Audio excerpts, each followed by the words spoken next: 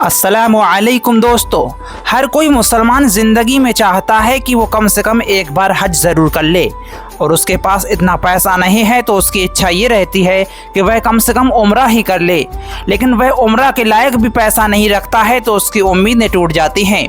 लेकिन ऐसे लोगों के लिए एक संस्था आगे आई है और एक फरिश्ते का काम कर रही है। उम्रा जाने वाले लोगों के लिए संस्था फरिश्ता है, क्योंकि दोस्तों बहुत ही बड़ी जानकारी हम आपके सामने लेकर के आ रहे हैं। गरीबों के लिए फरिश्ता बनी है ये संस्था। आखिर कैसे उनकी मदद की जाएगी और कैसे उनको उम्रा कराया जाएगा, पूरी जानकारी जानने के लिए आप इस वीडियो में बने रहिए। उससे पहले अल्लाह तबारक व तआला से दुआ कर लेते हैं। अल्लाह तबारक व तआला हमें और आपको हज करने की सादतैन से नवाजे और ज़िंदगी में कम से कम एक बार हुज़ूर सल्लल्लाहु अलैहि वसल्लम का रोज़ा दिखा दे। कमेंट सेक्शन में आमीन ज़रूर लिखें और जब तक इस दुनिया में रहें 5 वक्त नमाजी बना दे, हमारे वालिदैन को सलामत रखे और जो इस दुनिया से जा चुके हैं उन्हें जन्नतुल फिरदौस में आला से आला मकाम अता फरमाए। दोस्तों कमेंट सेक्शन में आमीन ज़रूर लिख दें, ना जाने किसकी आमीन पर अल्लाह तबारक व तआला हमारी इस दुआ को कबूल कर ले। दोस्तों उम्रा जाने की उम्मीद तो रखते हैं लेकिन इस लायक नहीं है कि उम्रा जा सकें, तो उन लोगों के लिए एक संस्था आगे बढ़ी है और उनकी दिक्कतों को आसान करते हुए इस संस्थान ने एक अनोखी पहल की है। इस संस्था ने उम्रा का सपना देखने वालों के लिए एक प्लान तैयार किया है। इस प्लान के तहत मुस्लिम भाई और बहन जो आर्थिक रूप से सक्षम नहीं है वह भी अब उम्रा पर जा सकेंगे।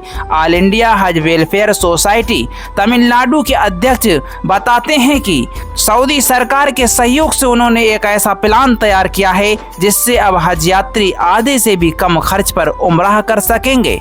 जी हाँ दोस्तों, विशेष जानकारी देते हुए कहा कि उम्रा पर जाने वाले हाजियों की खिदमत के लिए सोसाइटी द्वारा विशेष प्लान तैयार किया गया है। ये संस्था सीमित आय कमजोर वर्ग वालों के लिए कम से कम कीमत पर उन्हें उम्रा कराएगी। दोस्तों आखिर ऐसे लोगों को क्या करना होगा? उम्राह पर जाने वालों को मोहल्ले के मस्जिद के पेश इमाम व गाँव के सरपंच या शहर काजी से ये प्रमाण पत्र बना कर देना होगा कि वह कमजोर आय वर्ग के ही श्रेणी में है। उन्होंने कहा कि संस्था की ओर से उम्राह पर जाने वाले लोगों को 50% तक छूट मिल जाएगी। दोस्तों कितनी बड़ी खुशी की बात है।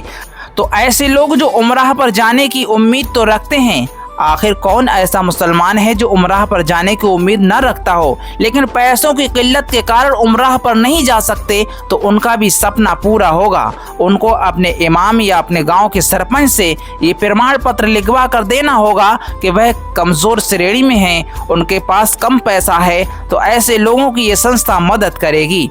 है ना बहुत खुशी की बात।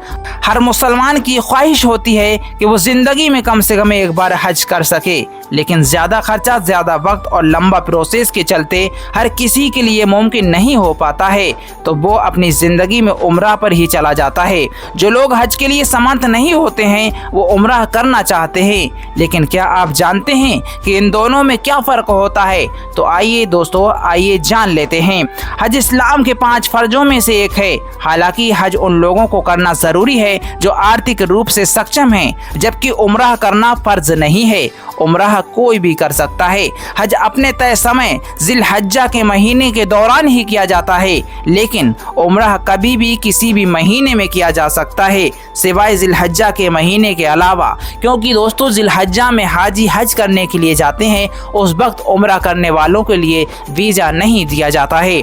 हज के लिए कम से कम 6 दिन की लंबी प्रक्रिया, हज के लिए जो अरकान होते हैं वो वहीं पर हज के महीने में ही यानी कि जिलहज्जा के महीने में ही हो सकते हैं, जिसमें तवाफ के साथ साथ कुर्बानी, शैतान को पत्थर मारना, अराफात के मैदान में ठहरना जैसी कई चीज़ें शामिल हो जाती हैं। लेकिन उम्रा में ये ऐसी चीज़ें नहीं होती हैं। उम्रा में बस तवाफ और सही की जाती है। ये प्रक्रिया कुछ घंटों में ही पूरी हो जाती है। हालांकि लोग कुछ दिन के लिए जाते हैं और हर रोज़ ये प्रक्रिया कर लेते हैं और उनको काफ़ी सवाब मिल जाता है। तवाफ काबे के चारों ओर घूमने को कहते हैं। खाना काबा के 7 चक्कर लगाना होता है।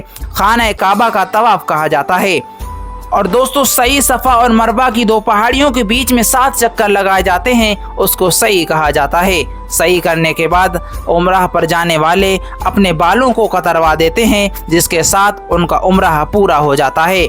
तो दोस्तों, कभी आप क्या उम्राह करने गए हैं या उम्राह जाने की उम्मीद रखते हैं? तो कमेंट सेक्शन में आप ज़रूर बताएं और अपनी राय इस वीडियो के बारे में कोई हो तो वो भी आप बता सकते हैं। यदि आपका कोई सवाल हो या कोई सुझाव हो तो कमेंट सेक्शन में लिखकर ज़रूर बताएं।